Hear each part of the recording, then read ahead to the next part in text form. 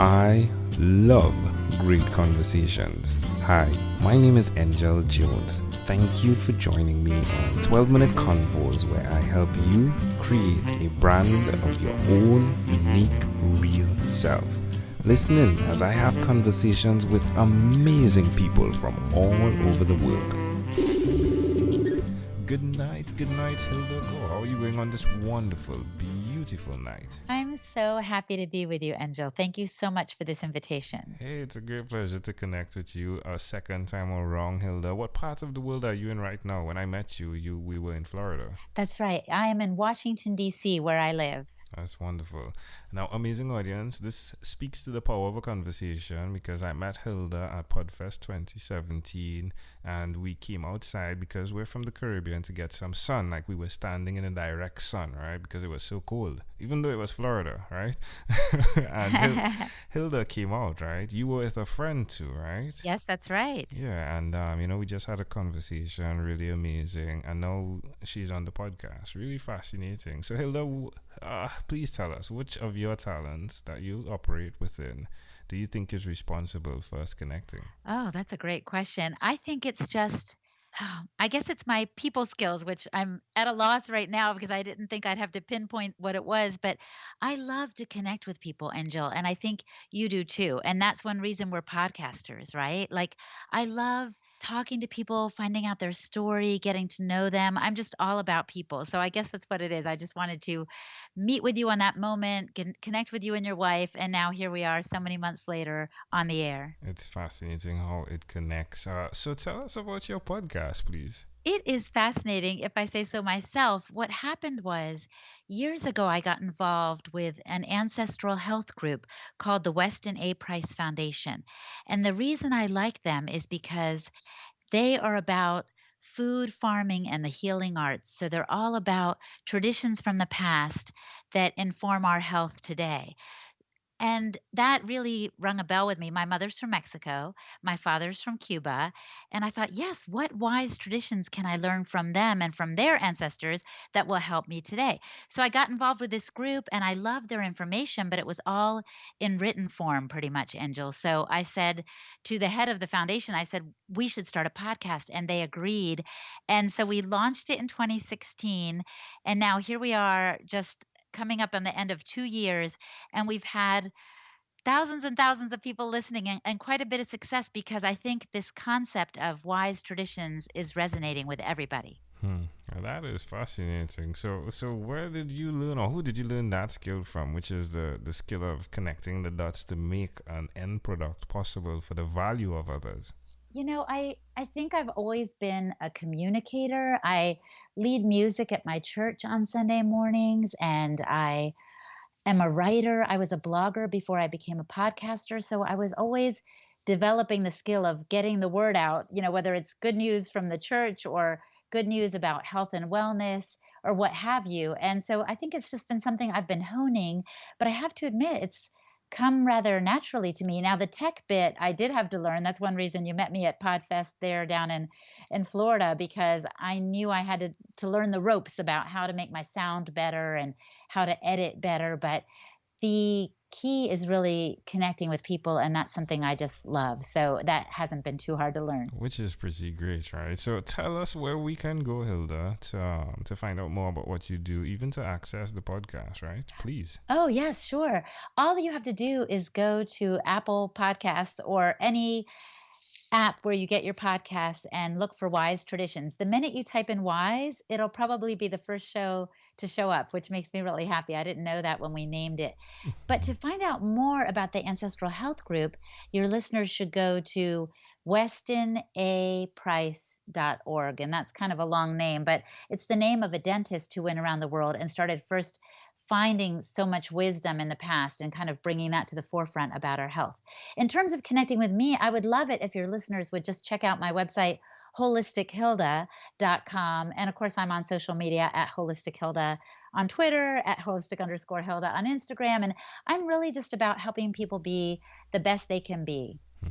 Love that. Definitely the challenges you said, and yes, you did overcome the audio challenges, learn that, right? And it continues, right? There are always challenges. I'd like to know, Hilda, why you will continue to repeat the skill of connecting, nevertheless. I think it's because we were all put on this earth for a purpose.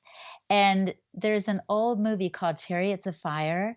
And the main runner in that movie who was featured, I think he was an English fellow. Anyway, from back in the day, a real story. And he used to say, I feel God's pleasure when I run. And I have to tell you, Angel, that I feel very strongly that I was put on this earth to communicate a message of wellness, whether it's based on physical wellness or spiritual or emotional or mental. Like, I'm all about helping everyone be the best they can be and really experience this life in a very holistic and beautiful way. That's amazing. Well, Hilda, please tell me one other thing that you've done consistently over the last 3 years. Well, one thing I've done consistently is to move. It's wonderful that people want to embrace wise traditions from the past about diet and food, but really movement is critical. We were made to move. So I exercise regularly. I teach exercise classes several days a week, and part of that moving isn't just lifting weights, but it's really dancing. And every people group all over the world has danced. And so I just want to encourage people too, if they want to be the best they can be, don't just sit in front of your computer. Don't just, try to X off the boxes of the groceries you need to buy today or the dry cleaning, but move, and move to music because there's nothing quite like it. That's great. How does it make you feel, Hilda? Oh, it makes me feel so alive. And Angel, I didn't even tell you this, but I was born with a hole in my heart. So the first challenge I had to overcome was a physical one. And of course, I couldn't do it myself. I had open heart surgery when I was 9 years old. And I think this is part of the reason I'm embracing life. I want to live it to the fullest on every level because life is short and mine might have ended years ago, but thanks to the doctors and God's hand on them, I'm still alive and kicking today. But I really want to urge everyone just to make the most of this life and to try to continue to grow and overcome challenges, as you yourself have said, for the best life ever. The best life ever. Well, amazing audience, we are live with Hilda Gore. Do check her out. She is the podcast host of The Wise Traditions. Amazing stuff going on there. Hilda, let's switch gears for a moment now and let me invite you into my time machine that is surrounded with beautiful, warm, blue Caribbean water. Hilda, what is your earliest childhood memory? Oh, I'm going back. I was thinking I was going to go forward. My earliest memory is actually a sad one. It's a hard one. I was at the top of some steps, and I think I was about 3 years old, and I tumbled down the steps. It was a flight of steps, and I remember seeing some like white things on the ground, and I might have lost a couple of teeth in that incident.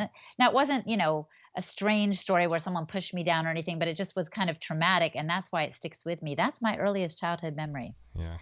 Did you say how old you were? I think you did. Did you? Yes, I think I was about 3. Why do you think this memory is so clear? I've never given much thought to it, but I think it's because we often hold on to the strongest memories, whether they're good or bad.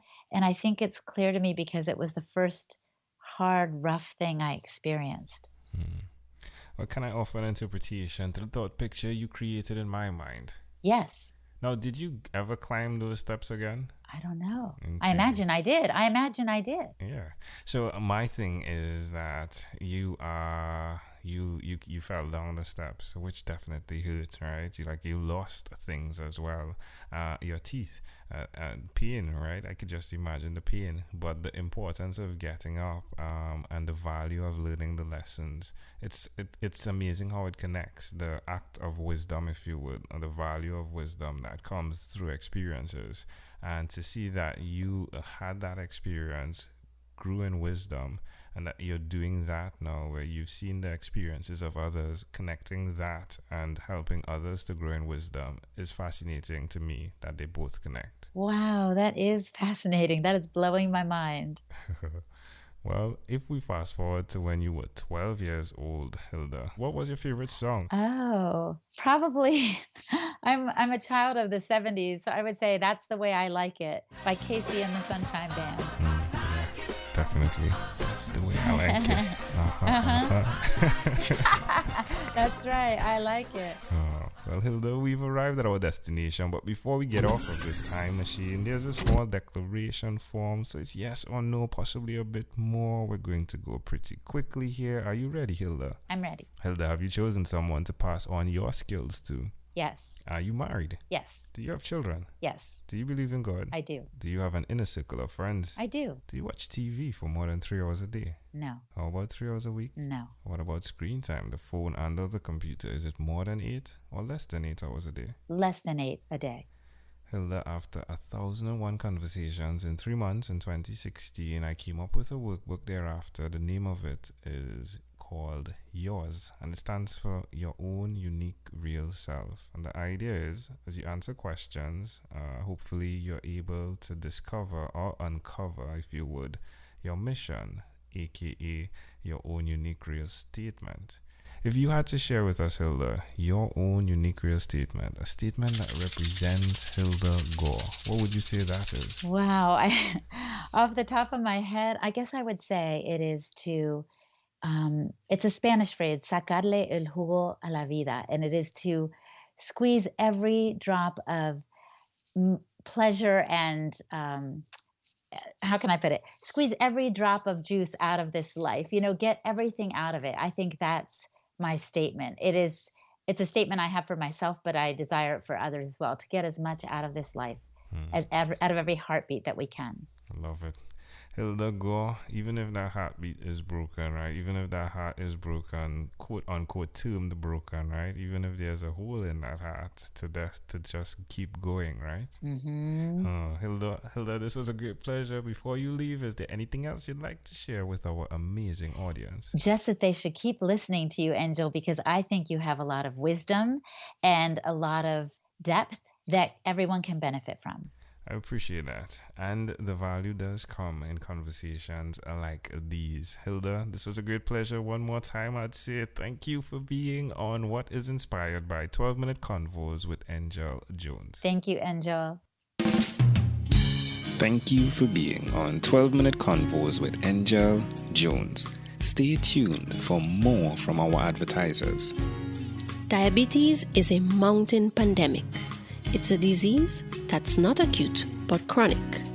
Similar to this rhyming method, I have simplified the definition, the signs and symptoms, and the complications of diabetes for both adults and children in my books, Poems for Patients, A Focus on Diabetes, and The ABCs of Diabetes for Children.